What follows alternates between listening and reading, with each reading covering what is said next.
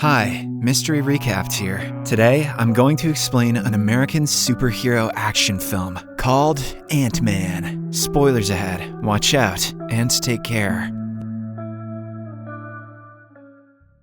Y'all ready for Ant-Man 3D? Y'all ready for Scott Lang's hot wang sticking out of the screen at ya? Let's take it back to the origins first. The opening scene begins in 1989 with the introduction of Hank Pym, a popular physicist and entomologist. He works for the best research facility in the world, S.H.I.E.L.D. Currently, he has discovered magical particles that are capable of either shrinking or enlarging someone. Hank has even created a suit using these particles, which he believes will help the nation fight against terrorists, and of course, enable perverts. However, the superiors at S.H.I.E.L.D. want the technology for their own benefit. They want to create superhumans, but Hank is totally against this. So, to keep the technology from falling into the wrong hands, Hank resigns from S.H.I.E.L.D. That's not how that works. If Hank developed it while working for S.H.I.E.L.D., it would have belonged to them. This is Marvel's bull. Several years later, he establishes his own organization, Pym Technologies, which he runs with his daughter, Hope, and a guy named Darren. Hank continues his research, but he hides the suit and its technology, even from his employees. Unfortunately, one day, Darren gets to know about it, so he starts plotting to overthrow Hank out of his own company. After a lot of planning, he finally prevails. Hank is forced to resign, and Darren is made the new CEO of Pym Technologies. In the present day, Darren calls the old man to his office and unveils a new suit he has recently designed. He calls it Yellow Jacket. Apparently, this suit has all the attributes like the one Hank had designed back in '89. Darren is now looking to test it on some live subjects, and if it works, he will start mass producing it. This frightens the old man, as he believes that the suit could cause destruction if the bad guys get a hold of it. However, Darren could care less. He just wants to make money, money, money! Elsewhere, a convict named Scott Lang is being released from prison after 3 years in captivity. He ended up in jail after infamously burglarizing his own employer. He was also pulled over multiple times for looking too damn sexy. Scott is picked up by his old accomplice Lewis, and on the way, the latter reveals that he has a new heist for him. However, Scott refuses to be a part of it, saying that he does not want to disappoint his daughter anymore. The following day, Scott applies to several jobs, but everywhere he is rejected due to his criminal history.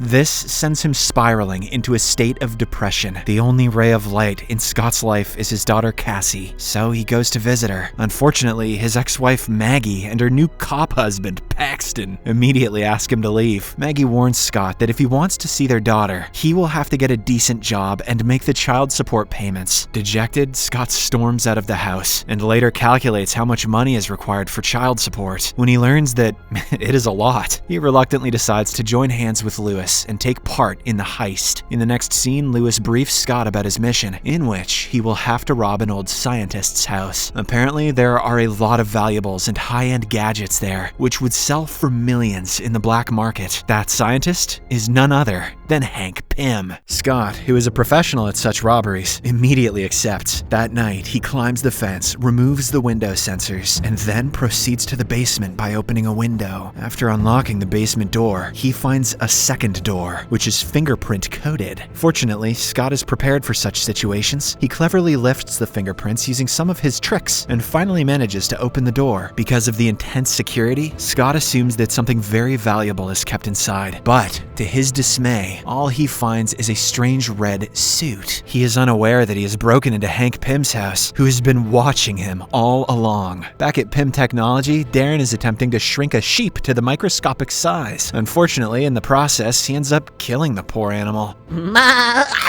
The experiment is deemed a failure, but Darren is determined to carry on with the tests. Elsewhere, Scott returns home with the suit and tries it on inside the bathroom. He then presses a red button on his hand, and as soon as he does so, he suddenly shrinks to the size of an insect. To make matters worse, Lewis enters the bathroom and turns on the the tap, creating a tsunami for the little guy. Scott desperately tries to press the button on his other hand, hoping that it will revert him back to his original form, but to no avail. So he simply makes a run for it and ends up falling through a crack. Scott lands on the lower floor where hundreds of people are enjoying a party. He somehow avoids getting trampled, but once again falls through a crack and reaches another room. There, he is sucked inside a vacuum cleaner, chased by a rat, and launched by a mousetrap. At last, he smashes through the window and lands on top of a car. The impact finally reverts him back to his original size. Confused and scared by the incident. Later that night, Scott decides to go back inside the compound to return the suit, but just as he jumps inside, he is surrounded by cops. Scott is arrested and taken to jail, where Paxton tells him that he is once again disappointed his daughter. Shortly after, another cop arrives and informs Scott that his lawyer has arrived. This surprises the latter as he never contacted any lawyer. When he goes to check who it is, he finds the scientist, Hank, waiting for him. The old man reveals that he has been monitoring Scott ever since he got out of jail. He purposely spread the rumor that his house contained valuables so that Lewis would be lured to it. In fact, he wanted Scott to steal the suit and try it on. Saying all this, Hank gives Scott two options. He can either waste his years in prison, or he can embrace the suit and work for him. As Scott returns to his cell, confused, an army of ants suddenly arrives with the suit. He doesn't think twice and puts it on, and the next second he shrinks in size like earlier. Scott then escapes the prison, and outside a flying ant is waiting for him. He immediately mounts it and tries to ride it through the streets, but because of the high speed, he feels nauseous and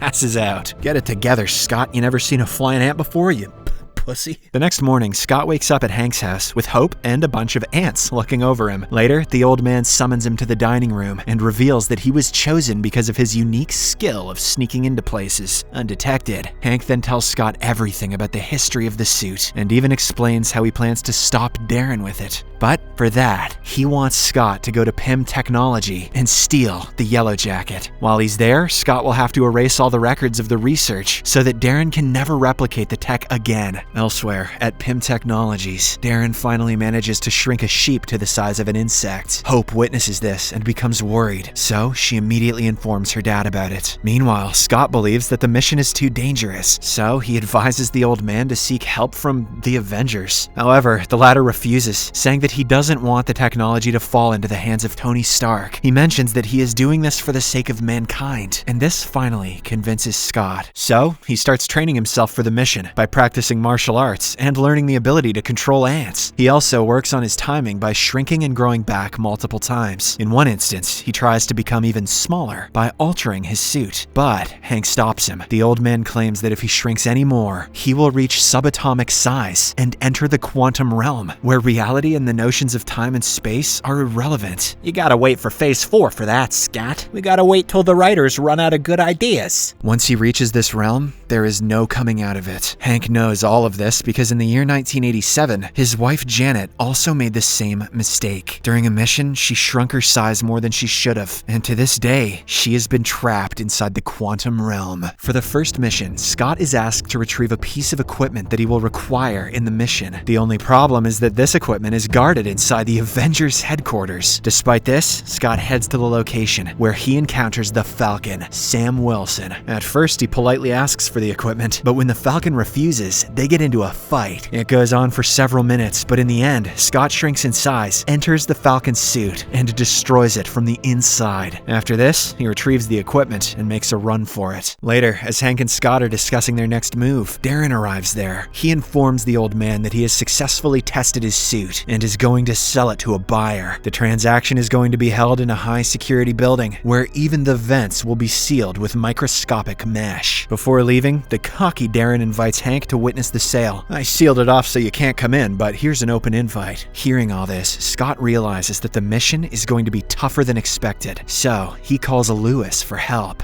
Well, what the hell is Lewis gonna do? In the next scene, the group carries out the necessary arrangements and gets ready to steal the Yellow Jacket. Lewis disguises as a security officer and reduces the water pressure inside the water pipes. Using this opportunity, Scott manages to sneak inside the building, along with his ant friends. On the other hand, the buyer arrives, and he is revealed to be an executive from Hydra, a notorious underworld corporation. If the Yellow Jacket falls into their hands, humanity will be at a serious risk. Meanwhile, Scott enters the server room to plant a bomb in the system. At first, he directs his ant friends to damage the building's security system and burn all backup data. Once that is done, Scott heads to the transaction room and prepares to steal the yellow jacket. However, when he lunges at it, Darren arrives in the nick of time and traps him inside a glass cage. It turns out he was well aware of their plan and had been tracking Scott for some time. Darren then brings out a gun and prepares to finish Hank off. But right then, Scott breaks free and unleashes a brutal punishment on the Hydra agents. While this is happening, Darren shoots Hank in the chest and then aims for Scott, but the resilient ants show up and prevent him from pulling the trigger. Realizing that he is going to be defeated, Darren somehow retreats with the bag, carrying the yellow jacket. After a while, Scott also incapacitates all the Hydra agents and goes after him. Meanwhile, the bomb that was planted in the server room is about to explode. So, Hank gives his tank keychain to Hope and asks her to enlarge its size. As soon as she does so, the father-daughter duo escapes the building right before it caves in. Elsewhere, Darren escapes the place in a helicopter, but soon he notices an army of ants approaching him. It turns out that Scott was also able to board the helicopter. Panicked, Darren brings out his gun and begins shooting at him, but due to Scott's tiny size, none of the bullets connect. Hence, with no options left, Darren puts on the yellow jacket and shrinks to the size of Scott. With this, the two tiny humans start battling it out for supremacy. Soon, they fall out of the helicopter and land in a pool, but the fighting doesn't stop there. Scott somehow manages to throw Darren into a light bulb and electrocute him, but just when he is about to finish the bad guy off, Paxton arrives and arrests him. Paxton's f***ing his wife and his plans. After they are gone, Darren wakes up and decides to exact vengeance on Scott by going after his family. Meanwhile, as Paxton is leading Scott to the police station, he is informed that someone has broken into his house. Wasting no time, the two head there and discover Darren holding little Cassie hostage. This enrages Scott, so he once again shrinks in size and starts fighting the bad guy. But no matter how hard he tries, Darren keeps repelling his attacks. This is when Scott realizes that in order to defeat the yellow jacket, he will have to get inside of it by shrinking himself even further. He knows that there is no coming back, but for the sake of his daughter's safety, he proceeds with the plan. It works, and as soon as Scott enters the suit, he destroys it from inside, causing Darren to vanish into thin air. But with this, Scott also gets trapped in the quantum realm. There is nothing but an endless vacuum around him. He tries using the button on his hand, but it doesn't work. Right then, he hears his daughter crying, and this gives him the motivation to get out of the place. He recalls the equipment that he had stolen from the Avengers base and uses it to rewire his suit. Surprisingly, this works. I don't know how, but it works, and he is able to return to the normal world. Scott immediately embraces his daughter, and at the same time, the cops also arrive. However, seeing his bravery, Paxton covers for him, giving him ample time to shrink in size and escape. In the final scene, Hank and Scott are having a conversation about the events that transpired last night. The old man is still in shock as to how Scott was able to escape the quantum realm. However, he is now hopeful that his wife can also be brought back. The movie ends as Lewis catches up with Scott and reveals that the Avengers are looking to recruit him.